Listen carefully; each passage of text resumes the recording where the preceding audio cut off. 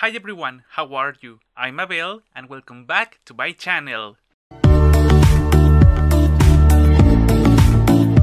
For today's video, and as you saw on the title and the miniature, I will talk about one of the most important things of painting with watercolor, and that is paper. And I thought this because I just recently got a couple of new blocks of paper on Black Friday, but I have been so busy with my job and at school that I haven't had the time not even to record anything.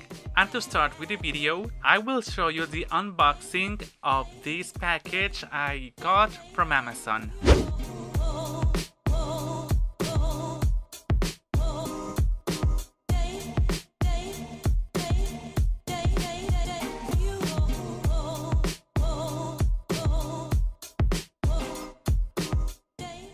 The first paper I find is this one from Strathmore, then this one from Canson that I have bought in the past, and lastly this one also from Canson. As I told you, I bought these on Black Friday, and I would say they cost me around $7, this one from Strathmore, $12 this one from Canson that is bound, and this one also from Canson that isn't bound, around $8.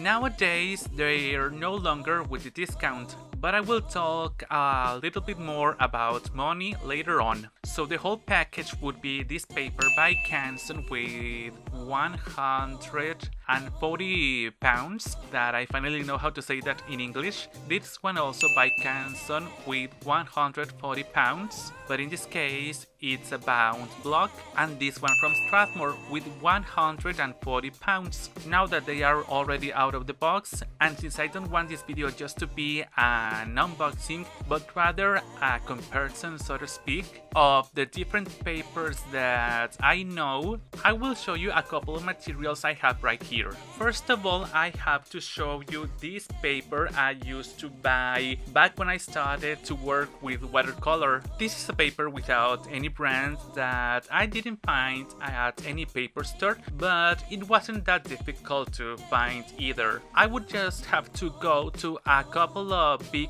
paper stores here in my city, and I will just ask for a watercolor paper or Fabriano paper. This one I have right here is half the size that it normally is, because it's the regular size, I would say around 20 per 28 inches, which means it is 2 times this one. And well, it is a cheap paper. It cost around $2. And by the way, I also used this paper when I taught my art class way back in the days. And what I did was to cut this paper around the size of a paper sheet to work with it. This paper is 140 pounds of grammage, and it has a pretty thick texture that at the end of the day it tends to show in the final work. Also, it resists extremely well large amounts of water, and it barely wrinkles. And actually I have one of my illustration I made for an exhibition a couple of years ago, and as you can see it is half of the size I mentioned before. I have another paintings with the same size, and I made them when I was asked to paint larger illustrations, and this is the paper I used, and I am very happy with the results. Another paper I have used in the past is this one from Honey Mule that I buy at Office Depot, and I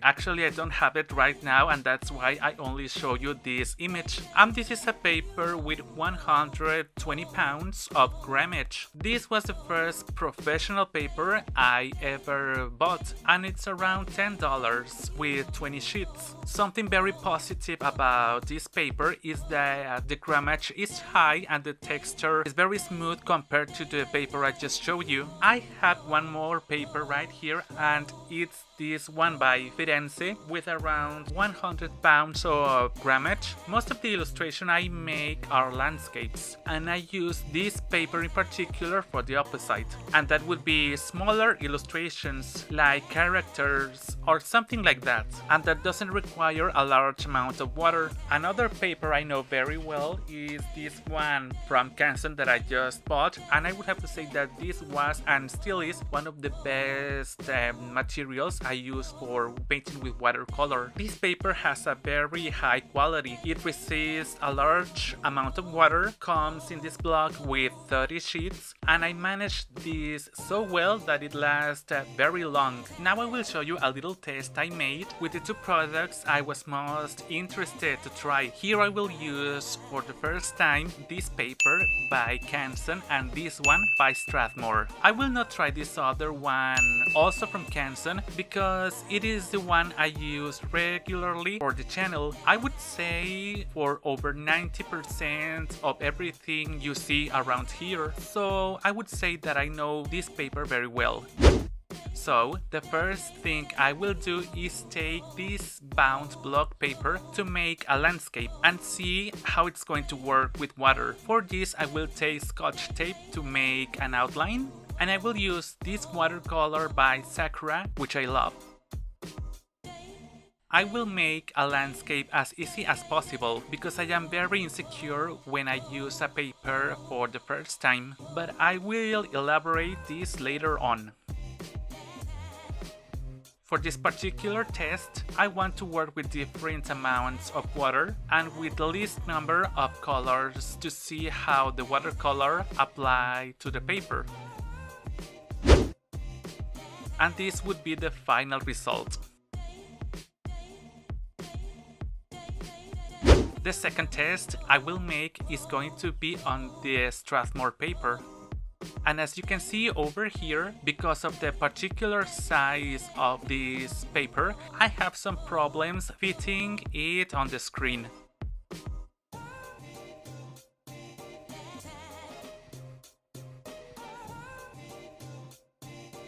Then I will make a very simple sketch with a pencil, and with this hobby watercolor I will make an easy landscape as well as the last one. But here I want to work a little bit more with layers and therefore see how to create a different layer over another. And as you can see, it is a beach landscape.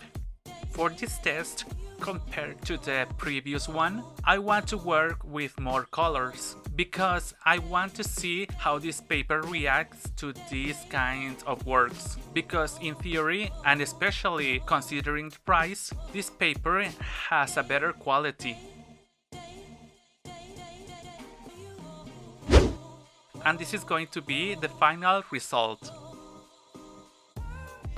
What do you think about this unboxing and comparison of watercolor papers? Well, artistically I am self-taught, and I remember the first time I ever tried to learn how to paint with watercolor, and I bought a set of watercolors at Walmart, very cheap by the way, and then I tried to make a landscape in a regular paper sheet, the ones you use at your home printer, and if you try this is what happens. Basically, what you see over here is that as you apply the watercolor to the paper, it wrinkles a lot, and so you cannot make this kind of illustrations that use a lot of water.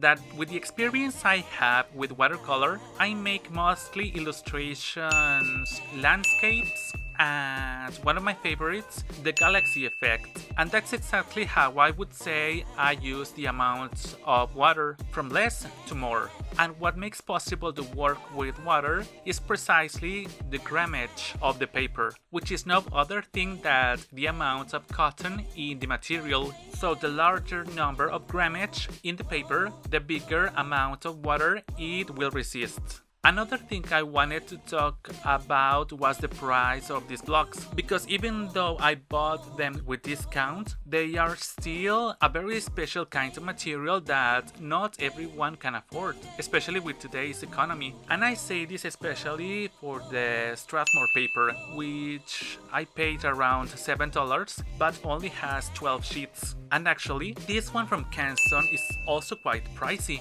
And right when I was making the test with landscapes, I was not very sure of trying for the first time a material, not knowing how the watercolor was going to react. Even though what people recommend, and that actually I do too, is just to try a new material as soon as you get it. But I tend to get very nervous when I try a new material for the first time, especially paper, and I'm not happy with these two tests I made. However, I can tell you that both paper lived up to my expectations. They are resistant, they have a very smooth texture, and besides that, I wanted to get a bound block of paper for the longest time, because I have some time only using paper that comes off the block. Speaking about that, I plan to use this paper mostly for the channel, as I have been doing for long, because of the practicality considering my space and how I record.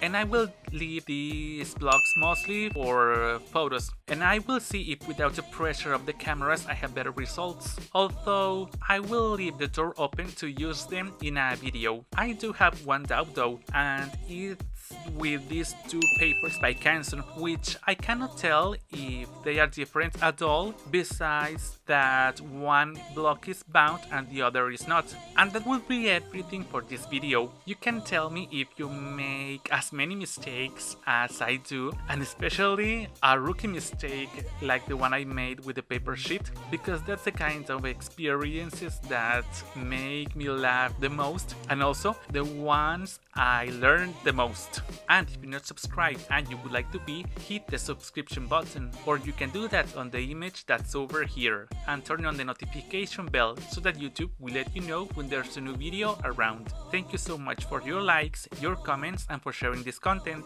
and I recommend you to see these videos that you may like. Follow me on my social media that's on the screen and in the description box, and I'm off to see you next time. Bye bye!